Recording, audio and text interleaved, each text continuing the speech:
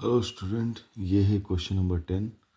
Question number 10 क्या कहता है कि अगर मान लीजिए P1 है 1500 रुपये और R1 है, R मतलब रेट 10% है, टाइम 3 साल का है। तो अगर हमें सिंपल इंटरेस्ट निकालना है तो क्या होगा, P1 into R into T upon 100। ये पहले साल के लिए।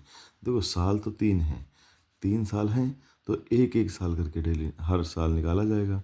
तो पहले साल जब निकालोगे तो ये आएगा 1500 इंटू 10 इंटू 1 अपॉन 100, काट पीट दो, आ जाएगा 1500 रुपये, वो 150 रुपये। ठीक है। अब A1 क्या होगा, P1 ठीक प्लस SI1, पहले साल का ब्याज और जो प्रिंसिपल दिया था, प्रिंसिपल को हमने P1 माना था। ठीक, तो जोड़ दोगे तो आएगा 1650। अब ये जो 1650 है ये अमाउंट है किसके लिए, पहले साल के लिए। और यही अगले साल जा कर के क्या बन जाएगा, P2 बन जाएगा। P2 मतलब प्रिंसिपल, दूसरे साल के लिए प्रिंसिपल बन जाएगा कौन, पहले साल का अमाउंट। ठीक, तो P2 बन जाएगा A1। तो P2 कितना हो जाएगा 1650 और R कितना है 10% और टाइम कितना है, एक साल ही है। अच्छा टाइम अलग अलग निकालना है, लेकिन मैंने ब्रैकेट में लिख दिया कि ये जो 1 है, T=1, ये सेकेंड ईयर के लिए है, एक एक साल का निकाला जाएगा, कुल साल तो 3 है। तो यहाँ पर फार्मूला आएगा P2 into R into T upon 100।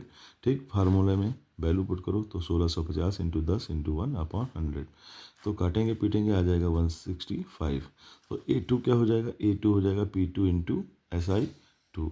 ठीक है, P2 इंटू SI2। ठीक है। अब 1650 प्लस 165 कितना आ जाएगा, 1815।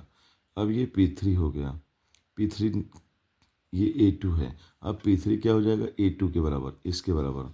ठीक, तो P3 निकालोगे 1815 हो जाएगा। R 10% हो जाएगा, टाइम एक साल का रहेगा। तो जब टाइम एक साल का रहेगा तो हम इसे कैलकुलेट करके निकालें तो क्या होगा, SI3 equal to P3 into R into T upon 100। Value put करो 1815 इंटू 10 इंटू 1 अपॉन 100। सॉल्व करोगे 181.50। ये आ जाएगा क्या, SI3। अब SI3 आया तो A3 निकालोगे तो A3 क्या होगा, P3 प्लस SI3। ठीक, 1815 प्लस 181.50 सॉल्व कर दो, आ जाएगा 1996.50। ठीक, ये हो गया क्या, A3। अब जब A3 आ गया तो CI के निकालोगे, कंपाउंड इंटरेस्ट। तो A3 में से P1 घटा दो तो A3 कितना है 1996। ठीक, 0.50 माइनस 1500 कितना आ जाएगा 496.50। ये हो गया क्वेश्चन कंपाउंड इंटरेस्ट का। अब ऐसे 11वां क्वेश्चन देखो, P1 है 5000, ठीक, और R है 2%, T है 2 ईयर्स।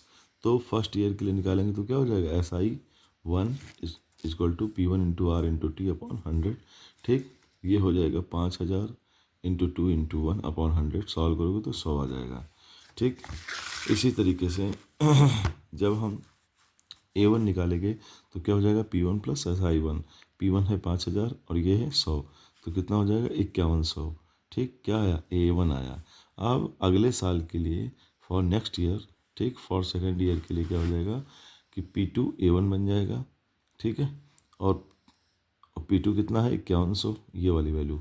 ठीक, और R कितना है 2%, टाइम है 1%, 1 ईयर। ठीक, 1 ईयर है ये। ठीक, अब यहाँ SI2 निकालोगे तो क्या होगा, P2 into R into T upon 100। P2 निकालोगे तो 5100 इंटू 2 इंटू 1 अपॉन 100, ये हो जाएगा 102 रुपये। ठीक, तो A2 निकालोगे तो क्या हो जाएगा, P2 plus SI2, 5100 plus 102 equal to 5202। ठीक, ये क्या है, A2 है। और CI equal to A2 minus P1। तो 5202 में से 5000 घटाओगे तो कितना आ जाएगा, 202। और ये रहा क्वेश्चन नंबर 11। ठीक है, तो मैंने ऐसे ही कर दिया बेटा क्वेश्चन। अगर हम पूरा लिख लिख के सॉल्व करते तो बहुत बड़ा वीडियो बन जाता। और यहाँ पर भी वो माहौल नहीं है क्योंकि दो बच्चे सो रहे हैं सुबह सुबह और हम उठ गए हैं 5 बजे, तो ये हमने बना डाला। ठीक है, फिर आगे के क्वेश्चन हम अगले वीडियो में बना देंगे। Okay, done.